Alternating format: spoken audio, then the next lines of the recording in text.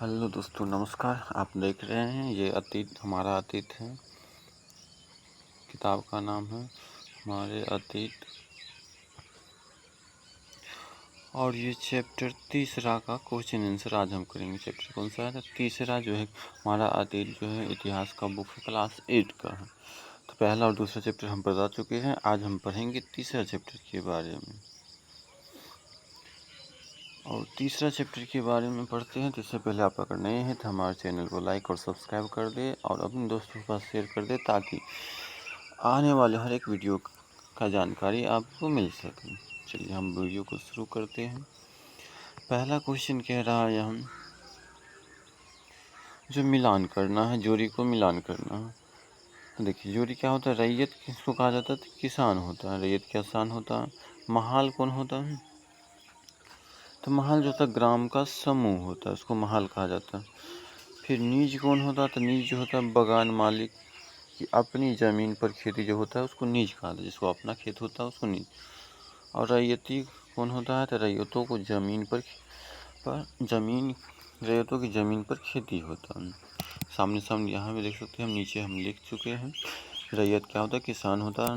महाल क्या होता है? ग्राम समूह होता है। और नीज क्या होता है? बगान मालिक की अपनी ज़मीन पर खेती होता है। और रैयती मतलब क्या होता है? रैयतों की ज़मीन पर खेती होता है। तो आज का पहला क्वेश्चन था।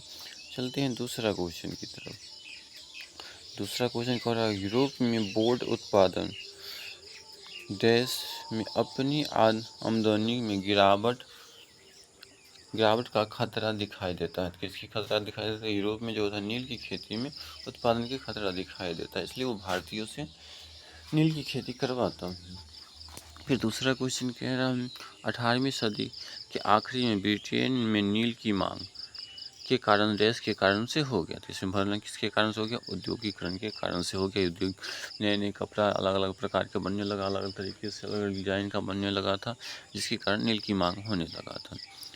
फिर तीसरा क्वेश्चन है खाली स्थान कह रहा कि खोज से नील की अंतर्राष्ट्रीय मांग पर बुरा असर पड़ा। किसके? कृत्रिम रंग जैसे खोज हो गया तो उससे जो होगा, कृत्रिम रंग खोज हो जाने से आर्टिफिशियल रंग जो है खोज हो गया, उसके कारण जो नील के अंतर्राष्ट्रीय मांग पर थोड़ा सा असर कम हो गया था।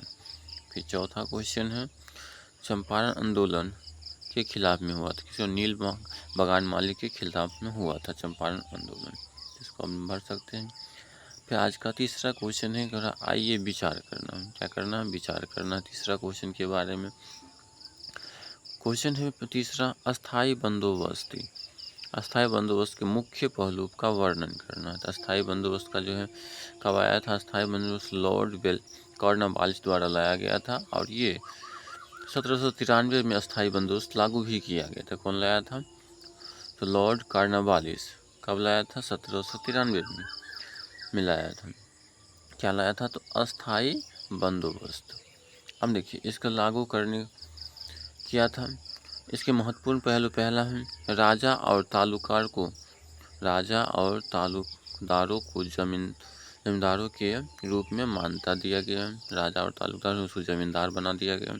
दूसरा है जमींदारों को किसान से राजस्व इकट्ठा कर कंपनी के पास जमा करने का काम कर दिया। तीसरा है जमीनों की राजस्व राशि अस्थायी रूप से निश्चित कर दिया गया। और चौथा है किसानों से भूमि संबंधी अधिकार छीन लिए गए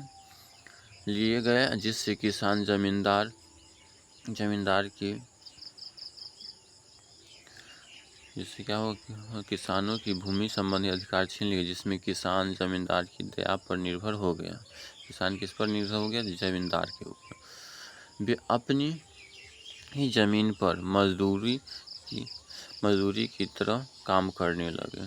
क्या करने लगे? अपनी ही मजदूरी की तरह करने। तो ये जो हो गया इसका मुख्य पहलू है, तो आप इसे देख सकते हैं। चलते हैं चौथे क्वेश्चन की तरफ। चौथा क्वेश्चन कह रहा है महालवाड़ी व्यवस्था अस्थायी बंदोबस्त के मुकाबले कैसा लगा? अस्थायी बंदोबस्त के बाद कौन आया? महालवाड़ी व्यवस्था। अब ये कैसे जो है मुकाबले अलग है? तो देखिए महालवाड़ी व्यवस्था और अस्थायी बंदोबस्त भिन्नता है। और इसका क्या क्या भिन्नता है तो पहले ये समझ लेते हैं। अस्थायी बंदोबस्त कौन लाया था? तो ये कहाँ लाया था? पहले बंगाल प्रेसिडेंसी के उत्तर पश्चिमी के लिए कौन लाया था? हॉल्ट मैकेंजी, वो याद रखना, कार्नवालिस लाया था अस्थाई बंदोबस्त। जबकि महलवारी व्यवस्था हॉल्ट मैकेंजी नामक अंग्रेज ने लाया था। कब लाया था? 1822 ईस्वी में। वो लाया था, कब लाया था? 1793 ईस्वी में लाया था। अब इसके अनुसार देखिए पहला का क्या है, पहला का हो रहा है यहाँ जो है गांव के एक एक खेत के अनुमानित राजस्व को जोड़कर हर गांव या समूह महाल से वसूल होने वाले राजस्व का हिसाब लगाया गया। फिर क्या किया गया? इस राजस्व को अस्थायी रूप से निश्चित नहीं किया गया, बल्कि उसमें समय समय पर संशोधन का प्रस्ताव रखा। किसमें रखा? अस्थायी बंदोबस्ती में। फिर कह रहा है राजस्व इकट्ठा करने तथा कंपनी के पास जमा करने का काम जमींदारों के स्थान पर मुखिया को नियुक्त कर दिया था, उसी का था। वो क्या करता था? किसान से सारा कर इकट्ठा करके वो जमींदारों को के पास पहुंचाता था। अब ये तो हम पहले ही बता चुके हैं। अस्थाई बंदोबस्त कब वो कौन लाया था? कार्नवालिस लाया था। कब लाया था? 1793 ईस्वी में। इसके बारे में बता दें कि राजा और तालुकार जमींदारों के रूप में मान्यता दे दिया। खेत के हिसाब से राजस्व निश्चित नहीं किया था। जमींदार राजस्व राशि अस्थायी रूप से निश्चित कर दी गई थी, लेकिन उसमें अस्थायी था। इस राशि में संशोधन का कोई प्रावधान नहीं था, उसमें संशोधन करके बढ़ा भी देता था। राजस्व इकट्ठा करने तथा कंपनी के पास जमा करने का काम जमींदार के पास था। इसमें जमींदार ही करता था खुद। उसमें क्या करता था? उसके गांव का एक महाल जो मुखिया होता उसको नियुक्त कर दिया गया था। चलते हैं क्वेश्चन नंबर 5 की तरफ। क्वेश्चन नंबर 5 कह रहा है राजस्व निर्धारित की गई नई मुनरो व्यवस्था के कारण पैदा हुई दो समस्या के बाद। राजस्व निर्धारित किए थे किसके द्वारा? रॉबर्ट मुनरो के द्वारा।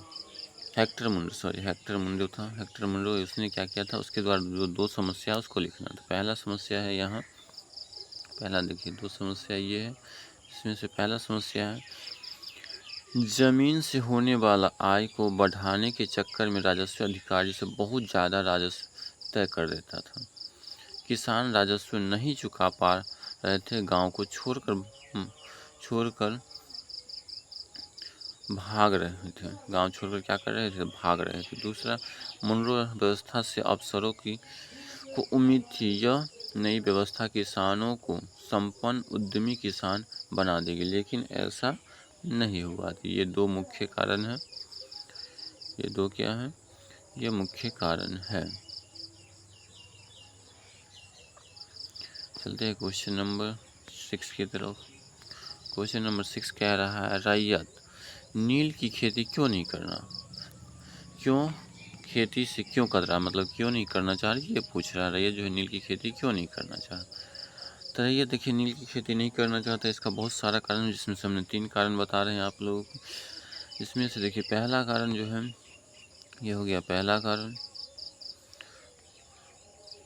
पहला कारण क्या हो रहा है? किसान को नील की खेती करने के लिए अग्रिम ऋण दिया था, परंतु फसल कटने पर कम कीमत पर फसल बेचने को मजबूर किया जाता था, जिससे वे अपना ऋण नहीं चुका पाते थे और कभी न खत्म होने वाला कर्ज के चक्कर में फंस हो जाते। क्या था? नील की खेती करने के लिए पहले किसानों को ऋण दिया जाता था और ऋण देकर फिर उसको क्या होता, कम कीमत पर ये जो है तय करवा लेता था फसल को, और उस जिससे ऋण भी नहीं चुकता था और वो कभी ख़त्म नहीं होने वाले जो है ऋण बन जाता था। तो यहाँ पहला कारण ये हो गया। फिर कह रहा दूसरा है बागान मालिक चाहते थे कि बागान मालिक क्या चाहते थे? किसान अपने सबसे उपजाऊ खेतों पर नील की खेती करे। किसान क्या चाहते थे? सबसे उपजाऊ, बागान मालिक चाहता है किसान जो ठीक उपजाऊ, जितना भी अधिक उपजाने वाली ज़मीन है उस पर नील की खेती करें, लेकिन किसान ऐसा नहीं चाहते थे क्योंकि उससे ज़मीन बंजर हो रही थी। तो ये हो गया दूसरा। तीसरा है किसान को नील की खेती करने के लिए अतिरिक्त मेहनत कर तथा समय की आवश्यकता होती थी, जिस कारण किसान अपनी अन्य फसलों के लिए समय नहीं दे पाता था। ये मुख्य 3 कारण हैं जिसके कारण जो है किसान जो है नील की खेती नहीं करना चाहते थे। चलिए तो ये आप लोग लिख लीजिएगा। फिर चलते हैं प्रश्न संख्या 7 की ओर। 7 कह रहा है किन परिस्थिति में बंगाल में नील उत्पादन धराशायी हो गया, मतलब किन परिस्थिति में बंगाल में नील उत्पादन कम होते गया, धराशायी हो गया, नष्ट हो गया। तो बंगाल में नील की उत्पादन में धराशायी होने का परिस्थिति जो है 4 हम लिख लिए हैं नीचे। इसमें से पहला है मार्च 1859 में, इससे पहले 1857 की क्रांति हुआ था। 1859 में बंगाल के हजारों रेत ने नील की खेती करने से क्या कर दिया था, मना कर दिया था। ये पहली बार होता। दूसरा 1917 में नील आंदोलन हुआ था चंपारण में, तो ये बंगाल प्रेसिडेंसी में हुआ था। दूसरा है रैयत ने निर्णय लिया कि न तो वे नील की खेती के लिए कर्ज लेंगे और न ही बागान मालिकों के लाठीधारी गुंडे से डरेंगे। फिर तीसरा है कंपनी द्वारा किसानों को शांत और विस्फोटक स्थिति को नियंत्रित करने की कोशिश को किसान ने अपने विद्रोह का समर्थन माना। उसने क्या माना, समर्थन मांगना। फिर चौथा है नील उत्पादन व्यवस्था। कौन सा, नील उत्पादन व्यवस्था की जांच करने के लिए बनाए गए नील आयोग ने भी बागान मालिकों को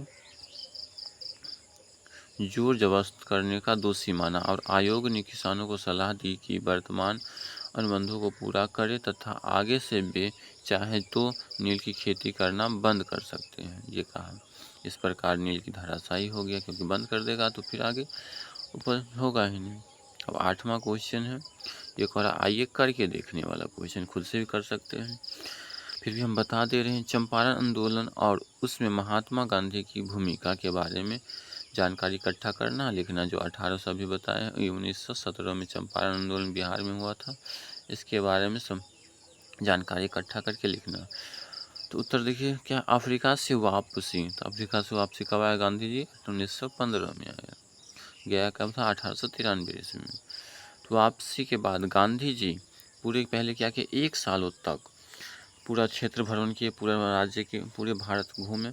फिर पहली बार जो है 1916 में गांधी जी से मिलने गए कौन, राजकुमार शुक्ल, लखनऊ में। लखनऊ अधिवेशन चल रहा था, जहाँ पर सभी नेता उपस्थित थे। वहीं पर गांधी जी से राजकुमार शुक्ल ने चंपारण की स्थिति के बारे में बताया। उसके बाद नील उत्पादन किसानों के बीच हुई समस्या को जानने के लिए गांधी जी चंपारण पहुंचे 1917 में।